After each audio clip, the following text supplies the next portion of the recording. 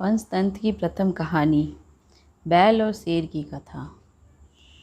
बहुत समय पहले महिलारोप्य नामक नगर में एक वर्धमान नाम का एक वणिक पुत्र रहता था। उसने धर्मयुक्त रीति से व्यापार में पर्याप्त धन पैदा किया था, लेकिन उतने से ही उसे संतोष नहीं था। उसे और अधिक धन कमाने की इच्छा थी। 6 उपायों से ही धन कमाया जा सकता है: शिक्षा, राजसेवा, खेती, विद्या, सूद और व्यापार से। इनमें से व्यापार का साधन ही सबसे श्रेष्ठ है। व्यापार के ही अनेक प्रकार हैं। उनमें सबसे अच्छा यही है कि परदेश से उत्तम वस्तुओं का संग्रह करके स्वदेश में उन्हें बेचा जाए। यही सोचकर वर्धमान ने अपने नगर के से बाहर जाने का संकल्प किया। मथुरा जाने वाले मार्ग के लिए उसने अपनी बैलगाड़ी तैयार कराई।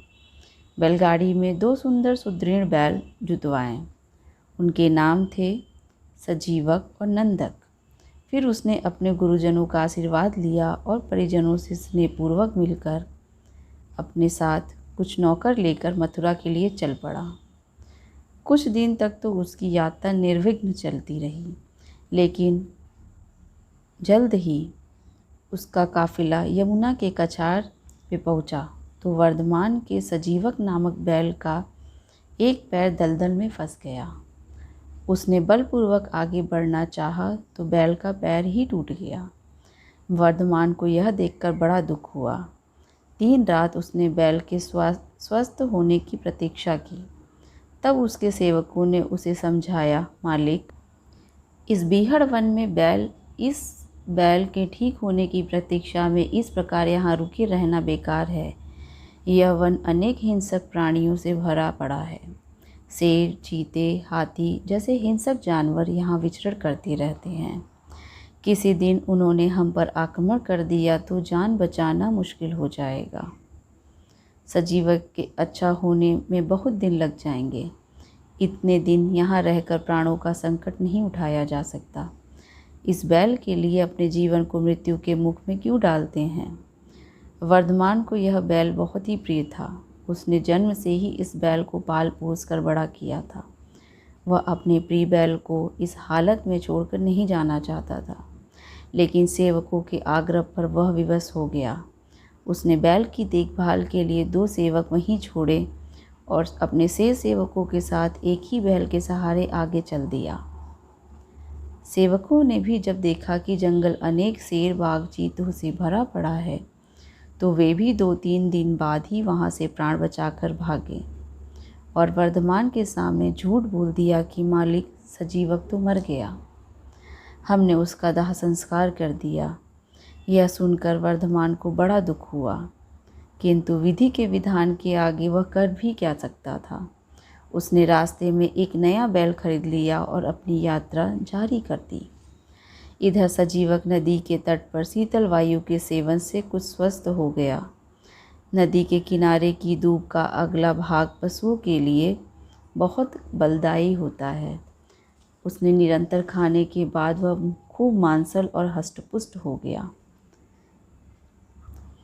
दिन भर नदी के किनारों को सींगों से पाटना और मत होकर गुजरते हुए किनारों की झाड़ियों में सींगे उलझाकर खेलना ही उसका काम था। इस प्रकार उस वन में वह रहता वह किसी सांड के समान हष्टपुष्ट हो गया। किसी विद्वान द्वारा कहा गया कि यह कथन ठीक ही है कि यदि भाग्य साथ दे तो असुरक्षित वस्तु भी सुरक्षित रहती है।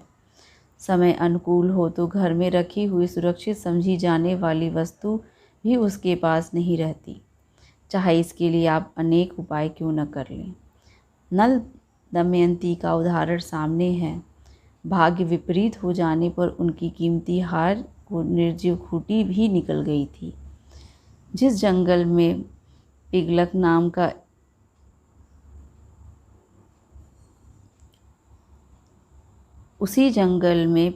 नाम का एक शेर रहता था। एक बार वह यमुना के तट पर पानी पीने के लिए पहुंचा। उसने दूर से ही सजीवक की गंभीर डकराहट सुनी तो वह भयभीत हो गया और बिना पानी पिए ही भय के मारे वहाँ से वापस आ गया। वहीं बरगद का एक विशाल पेड़ था जिसकी छाया में पशु पक्षियों का झुंड रहता था। पिंगलक अपनी प्रजा के साथ वहीं बैठ गया। कई वर्ष पहले पिंगलक का एक प्रमुख सलाहकार एक गीदड़ था।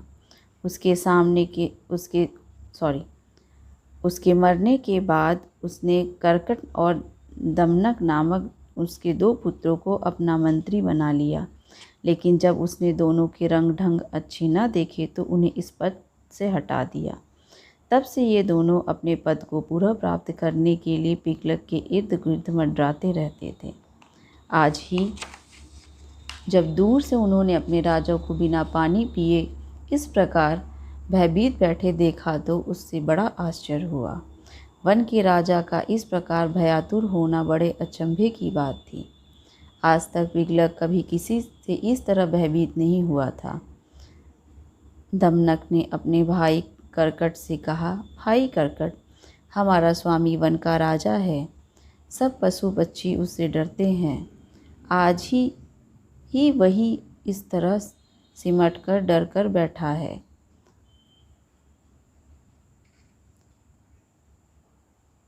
आज वही इस तरह सिमट कर डरा सा बैठा है।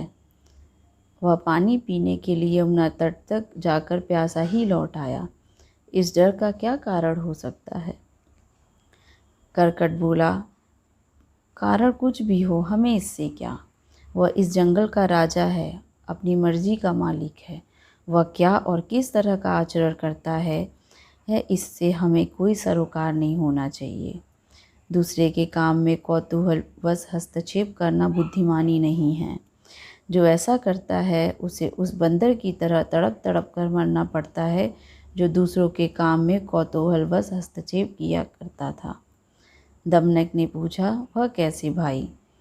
तब करकट ने उसे यह कथा सुनाई। यह कथा हम अगली भाग में सुनेंगे।